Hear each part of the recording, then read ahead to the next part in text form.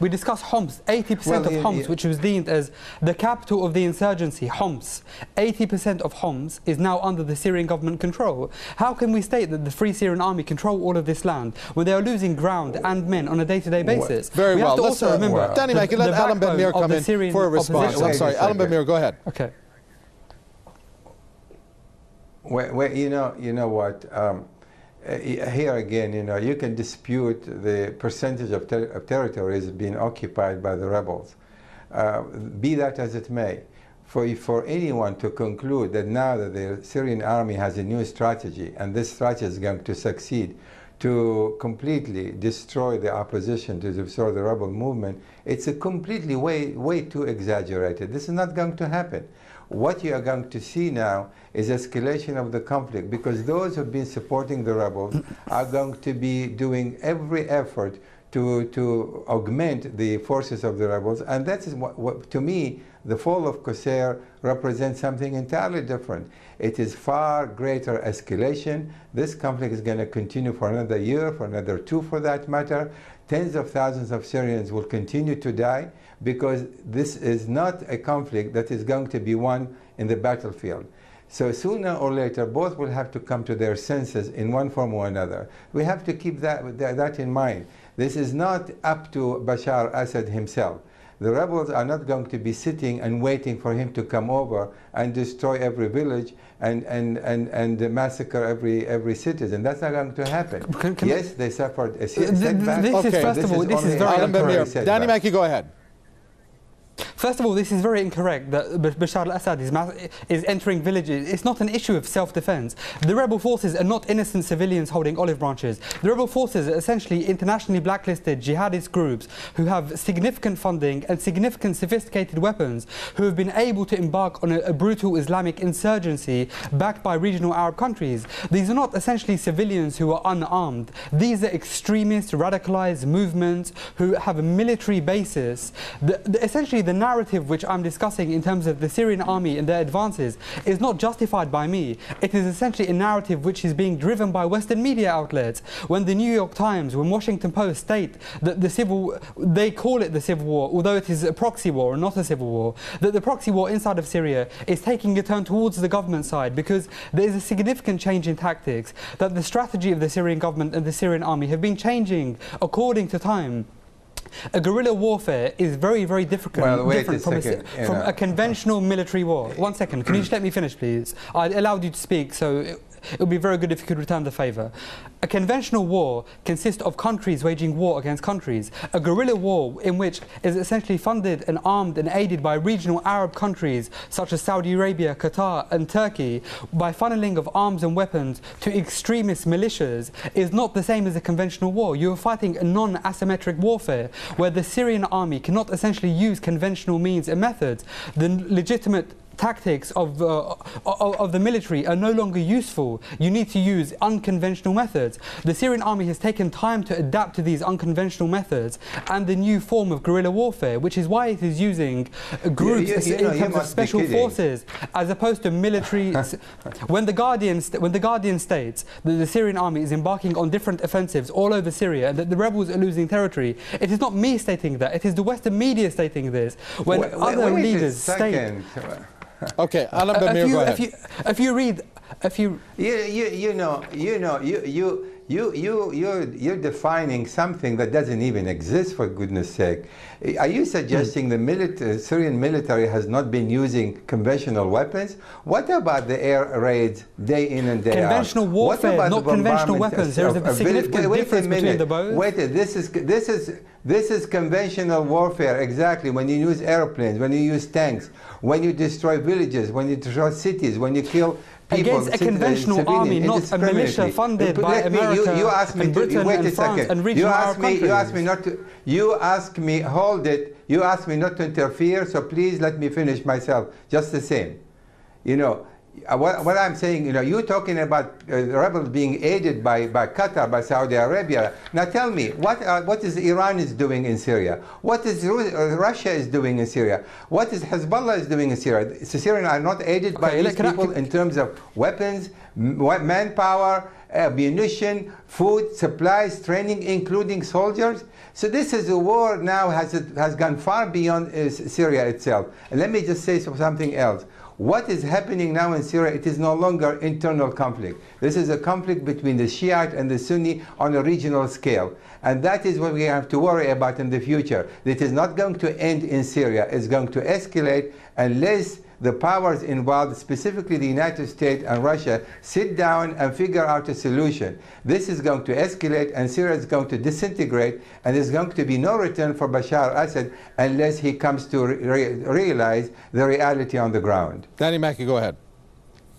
Discussing the concept of Hezbollah and Iran and Russia are completely inconceivable without discussing the 40,000 extremist jihadists who have been sent from numerous Arab countries. When the Telegraph states that Syria has become the top world destination for jihadists and that there is a concept of tourism for jihad, all of the young extremist Arabs in the Arab world are essentially being given finance by Gulf Arab countries to come and embark on jihad inside of Syria. The issue you discussed, the Shia-Sunni war. What is happening in Syria is not a Shia-Sunni war. Syria has a very rich mosaic, which is not based on a sectarian basis, as you presume. This is essentially the Orientalist. As a Syrian, I think I would think I would be more informed as to what is happening inside of Syria than you discussing this concept from the United States of all countries, which has the main hand in funding and creating the Syria crisis. The whole concept, if you would let me speak without interrupting, the main concept is that the people who state that it is a Sunni Shia war are essentially the same people who are serving the Western agendas in the Arab world. Who said it was a Shia-Sunni war in Iraq? It was the Americans after the invasion. Sectarianism has essentially been used as a policy by Western countries to divide and conquer Arab nations after Sykes-Picot, after the Balfour Declaration, after Ottoman imperialism and colonialization, after French and British imperialism and colonialization, and recently under American hegemony. So what Russia and China are doing in Syria is essentially supporting state sovereignty, preventing America from exerting its hegemony in these countries. When you discuss the concept of Hezbollah have not intervened in Syria only after jihadists who have come from Chechnya wait a minute, and other countries have been attacking Hezbollah areas. Wait a second. If you would let me speak for 1 second. Hold it, just hold it. No, because you keep rumbling, and tell me this. More than 100,000 Syrians have been killed. Are they all rebels? Who has killed them? Are they all insurgent? The majority of people who have been killed in Syria are men of fighting age. I can tell you that more than 100,000 people are civilians. Innocent men and women and children have died because of the indiscriminate bombarding. Dying in Syria. Okay, you have to be objective and not allude to one-sided violence. You discussed the concept of 100,000 civilians. What do you mean? What about all the military men? The majority. You're talking about objectivity. What objectivity? Are you kidding? These over 100,000 individuals which you discussed, it is okay for wait a second. Okay, the majority of these. Okay, 1 second. If you would allow me to discuss without interrupting so rudely, then we could have a debate which is not based on the because you keep rumbling, you are not giving me an opportunity to respond to you. It is not one way or the other. You can have, if you're going to speak, if you're going to speak, then don't keep talking and talking. You have to give me an opportunity to respond to you. Tens of thousands of foreign jihadists are now working within Syria. There are up to 40,000 foreign jihadists inside of Syria and now. What about the Hezbollah? What about Iran people? What about the trainers? There are no Iranians soldiers inside of Syria. Iran only provides logistical support for the Syrian army. Experts in military training. There are no Iranian soldiers in Syria. How do you know this? Where do you have your information from? In Washington, tell me, where do you have your from information from? From the Times, I would like to ask from the Washington Post, from Der Spiegel, from all of these Western outlets, from Reuters. I'm sorry to tell you. Wait a minute. You get your information from the newspaper. I'm sorry to tell you, my information does not come from newspaper. And you get your information from the Washington think tanks and administrations. Essentially, you are representing the Orientalist, colonialist perspective which American people have in the Syrian crisis. That it is one-sided violence perpetuated by the Syrian government. All right, great. That's the time out to listen to your comments. You can get your information. You can get your information from the newspaper. I don't. I have other sources, and my sources are completely different than what you read in the newspaper. Wait a second. You know. Can I ask you one question? When was the last time you visited Syria? How many times have you visited Syria in your life? Have you ever been to Syria? I have visited Syria many times. I have news for you. How many times? I have news for you. I have news for you. I have news for you. I have been there many times. I have been there many times in Syria. I have been very much involved in all kinds of negotiations in the past with Syria. I know the Syrian scene a lot better than you ever would. Since the inception of the crisis, how many times have you come to Syria? I have lived in the region for many years. I'm an Iraqi born. But you clearly haven't lived long enough to comprehend I speak Arabic. That it is not a Sunni Shia concept. Don't tell me what I comprehend. I am part and parcel of that region. I live it, I dream it, I speak it, I eat it, and I drink it. This is where I come from. So don't lecture me about what my knowledge about the Middle East. I am the Middle East. I know exactly what's going on. So this is not, I'm not a professor who read books and come to preach the gospel of war and peace. What I'm saying to you, what happened in Syria, it's tragic.